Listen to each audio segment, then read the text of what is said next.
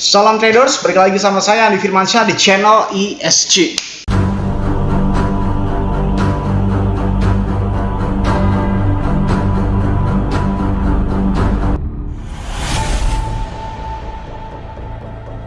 Oke, kita akan membahas tentang sebuah dream atau mimpi, atau mungkin salah satu di antara kalian bisa menjawab atau bisa merealisasikan hal-hal yang akan saya ceritakan ini. Lo tahu sendiri ya bahwasanya setiap entitas di dunia ini, di dunia kripto, apakah ada sebuah entitas yang benar-benar menjamin lo itu profit? Selama ini kan lo bisa bilang, oh nggak ada, oh itu mustahil, mana ada, semua itu pasti ada resikonya. Oke. Sampai detik ini mungkin lo akan bicara seperti itu. Sekarang coba lo pikir sedikit mendalam. Oke. Ada 4 kegiatan yang ada di dalam dunia cryptocurrency. Trading, mining, staking dan farming, dan arbitrase.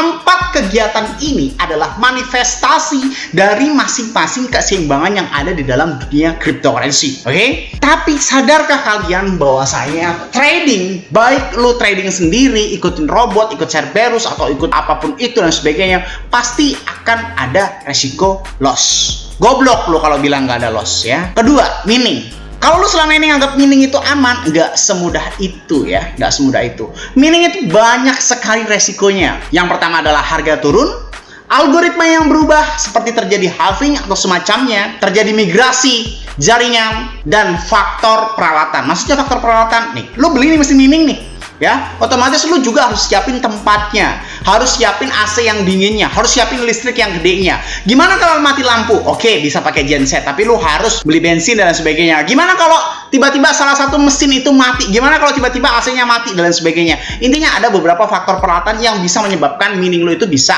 hancur, alias harganya bisa nggak stabil. Atau mungkin yang lu bayangin mining itu modal 1 juta, 2 juta, goblok ya. Itu bego banget ya, itu bego ya. Mining itu kalau yang logis itu modal sekitar 1 sampai 10 miliar. Kalau lu pengen beli bener-bener mining real ya, bukan mining ponzi ya. Dari 1 sampai 10 miliar ini kemungkinan lu balik modal adalah sekitar 5 sampai 15 tahun. Asal lo tahu aja. Itu pun harus dikurangi dengan penyusutan peralatan dan lain sebagainya. 5 sampai 15 tahun itu lu baru balik modal, baru sekitar di tahun 15 lu baru bisa sedikit menghitung cuan. Itulah mining. Yang ketiga adalah staking dan farming. Kalau lu selama ini bilang bahwasanya staking dan farming itu adalah sesuatu yang tidak beresiko, itu lu salah. Kenapa? Bisa rug pull alias harga menjadi sampah, bisa harga turun, jadi koin lu nambah secara persentase, tapi lu nggak bisa jual secara rupiah atau USDT. Karena apa? Integrasinya harganya turun. Lalu yang ketiga adalah freeze, tidak adanya pending order. Apakah itu mungkin, Bang? Mungkin, apalagi kalau lu staking atau farming koin-koin micin. Itu terjadi tidak ada order pending beli alias lu nggak bisa dijual, cuma dipajang doang nih angka-angka lu, itu bisa banget terjadi. Yang keempat adalah sebuah arbitrase. Nah, arbitrase ini yang akan sedikit saya condong, gue nggak bahas entitas apapun ya, ini adalah arbitrase real. Misalkan contoh ya, kalau nanya arbitrase itu apa sih? Kalau lu cek di dalam coin market cap ataupun di Indodax pun bisa, pasti akan terjadi perbedaan harga antar market. Dan ini bisa menjawab pertanyaan lu kalau misalkan lu nggak tahu ya, gimana ceritanya ribuan market atau puluhan ribu market yang ada di dalam dunia ini harganya itu bisa sama, Bang? Jawabannya adalah adanya arbiter. Arbiter itu apa? Orang yang melakukan arbitrase. Dan ini video seandainya jika ada sebuah entitas arbitrase real, ini simulasinya akan seperti ini. Dan bayangan lu yang tentang apakah ada sebuah entitas yang tidak ada resikonya, itu jawabannya ada. Ini dengan catatan lo main sendiri ya, nggak pakai entitas apapun. Ini gue kasih tahu cara lo ya. Kalau lo klik contoh Bitcoin aja, contoh Bitcoin. Nih, contoh. Ada beberapa perbedaan harga yang cukup signifikan yang menurut lo ini adalah celah di mana arbiter bisa melakukan arbitrase. Contoh, di dalam Binance ini harga satu koinnya adalah 399 juta. Tapi 75.000 ya, ada 75.000-nya. Tapi di Kraken itu harga Bitcoin menjadi 399.213.000. Nah, perbedaannya cukup signifikan seperti contoh di Bitfinex, di Coinbase Exchange dan lain sebagainya. Contoh, ini adalah sebuah harga market maker. Asal lu tahu ya, market Binance, semua market yang ada di dalam dunia ini itu melakukan arbitrase. Loh, Bang, you should tahu market maker itu adalah sebuah entitas di mana dia menciptakan sebuah arbitrase secara otomatis dengan menggunakan sistem sederhananya seperti ini. Contoh, ini misalkan taruhlah lu punya uang 5 miliar ya. Punya uang 5 miliar misalkan ya. punya uang lu 5M. Uang lu 5M. Terus, uang lu sebar terhadap beberapa market top dunia seperti Binance, Coinbase, Kraken, Bitfinex, dan Get.io. Ini misalkan ini market yang asal, ini beberapa market yang top dunia. Ini lu sebar nih masing-masing 1M coy. Masing-masing 1M. Misalkan terjadi perbedaan harga seperti halnya coin market cap yang gue bilang nih, contoh ya. Ini harga yang paling menunjukkan signifikan harganya adalah ini. Antara Binance dan Bitfinex ya. Di Bitfinex ini 390.500.000. Kita ambil selisih 500.000 ya. Emang benar selisihnya 500.000. Ini 500.000. Berarti coba kita buat kalkulator. Kalau uang kecil memang nggak kerasa boy. Kalau uang kecil nggak kerasa. Tapi kalau uang gede itu pasti kerasa. Pasti. Contoh, lu beli 1M harga Bitcoin 399 juta. 399 juta di dalam Binance seperti halnya tadi yang gue tampilin di CMC tadi ya. Lalu lu jual ya, ini dapatnya ini ya 2,5 sekian. Lu jual dengan harga 399 juta 500.000 rupiah di dalam market Bitfinex tadi ya, dengan patokan ini. Lu patokannya dari mana bang? Ini dari ini nih, Bitfinex ya, 500.000. Ini cuma 399 juta tuh Binance. Berarti dalam sekejap lu akan mendapatkan cuan sebesar 1,2 juta untuk satu kali transaksi. Oke, jadi ini adalah sebuah hitungan profitnya. Sistemnya bagaimana? Sistemnya seperti ini. Sistemnya seperti ini. Yang pertama, karena duit lu ada masing-masing 1M, apakah duitnya harus dibagi bank seperti ini? Iya, karena tidak ada waktu untuk memasukkan deposit dulu, jadi harus langsung withdraw, nggak ada waktu untuk deposit. Jadi masing-masing harus disebar.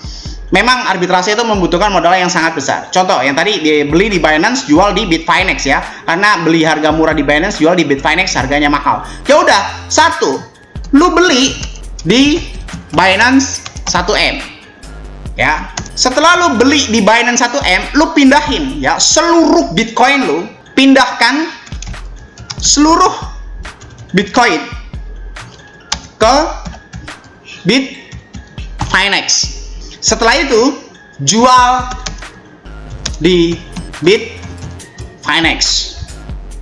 Dan setelah jual di Bitfinex tentu wujudnya sudah jadi USDT lagi dong. Benar nggak? Udah jadi USDT lagi. Lalu hasil jual dalam bentuk USDT pindahkan ke Binance lagi. Jadi duit di Binance ini yang tadinya 1M menjadi kurang lebih sekitar 1M 1.253.000. Wah, dikit banget bang, modal 5M bisa dapat sebegitu. Iya, percaya dah, orang kaya, lu percaya. Lalu pasti akan ada pertanyaan, bang, apakah pindah itu akan memakan biaya? Iya, lu bisa cek di dalam Google, itu sudah tertera jelas seluruh biaya yang ada di dalam Binance. Ini contoh ya, ini produknya Binance. Kenapa saya contohkan Binance? Karena memang patokannya gitu kan, patokannya. Misalkan USDT, lu pakai BEP 20, ini biayanya cuma sekitar 0,29 untuk biaya withdraw ya. Ini kayak kalau deposit emang semuanya gratis. Di sini 0,29 ya, ini 0,29. 0,29 itu kalau dikalikan, ini contohnya 1.253 ya.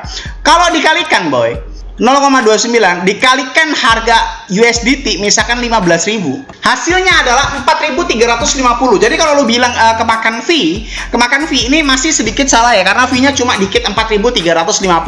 Penyakitnya sebenarnya bukan masalah fee dan lain sebagainya, tapi tentang ketepatan bagaimana cara mendeteksinya itu. Jadi yang pertama menurut gue ya, ini cuma sekedar mimpi aja ya. Siapa tahu gue bisa menciptakan sebuah entitas arbitrase yang real gitu kan, yang bisa menampilkan semuanya, bisa lu cek tag hash-nya dan lain sebagainya.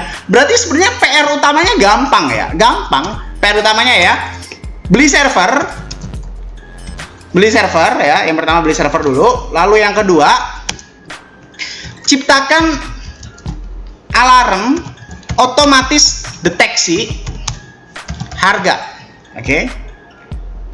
Lalu ciptakan aplikasi penyeimbang harga. Maksudnya penyeimbang harga itu kayak gimana? Penyeimbang harga ini misalkan lu order beli 1 miliar. Jadi kira-kira aplikasi tersebut harus bisa mastiin order belinya ada tidak di dalam Binance dan order jualnya ada tidak di dalam Bitfinex. Setelah menciptakan aplikasi penyeimbang harga, jadi pertama beli server dulu, ciptain aplikasi dulu, terus setelah itu ciptakan alarm otomatis deteksi harga. Ini sesuatu yang masih sangat mungkin. Ciptakan aplikasi penyeimbang harga. Setelah dicek nih balance-nya antar pending order dan pending jual, ya udah, berarti bisa sebenarnya gitu kan. Dipindahkan dulu. Nah, habis itu ciptakan konfirmasi kalau sudah seimbang, otomatis withdraw. Ya, otomatis withdraw kayak begitu. Nah, setelah otomatis withdraw, ya udah. Kalau ngebalikin ini nomor 4 ya, lalu hasil jual dalam bentuk USD pindahkan ke Binance lagi. Ini bisa nomor 4, bisa manual gitu kan.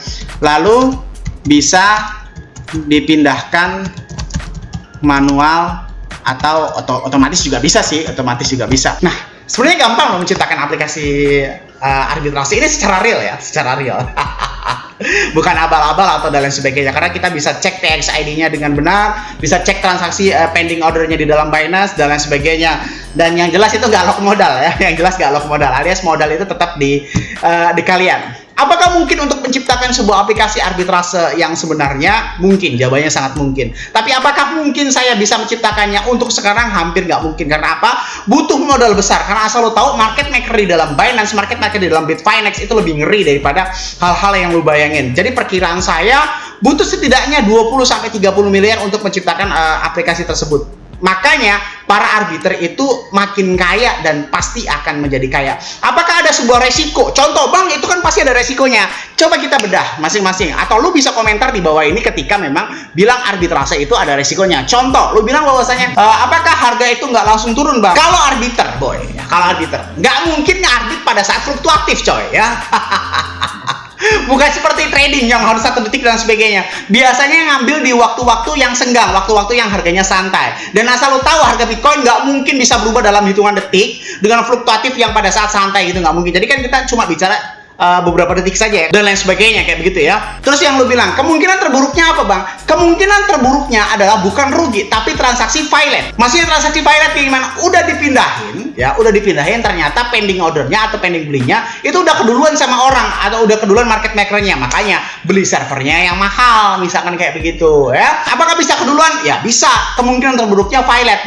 Jadi USDT-nya ya udah kita balikin lagi ke situ. Apakah rugi, bang? Ya pasti rugi, tapi paling cuma 4.000 perak, 5.000 perak, 10.000 perak, cuma begitu, cuma perak-perakan lah. Duit 1 miliar kehilangan 10.000, tapi sekali transaksi bisa kehitungan. Kalau lu bilang risk rewardnya ini mungkin 1/100. Loh bang, kalau lu bisa bilang berani 1/100? Iya, karena apa? Kalau gagal violate, ini kita cuma rugi di fee aja. Taruhlah sekitar 50.000 lah, 50.000. Nah, tetapi sekali kita bisa menghasilkan cuan, itu bisa 1 juta hingga 5 juta kalau modalnya 1 M. Berarti risk rewardnya itu, kalau 50.000 dibandingkan dengan 5 juta, itu adalah 1/100. Kalau kita rugi cuma 1 doang, kalau kita berhasil 100, jadi violate 10 kali, dengan cuan 1 kali itu masih jauh banget lebih cuannya. Karena apa? Risk rewardnya 1/100 ya.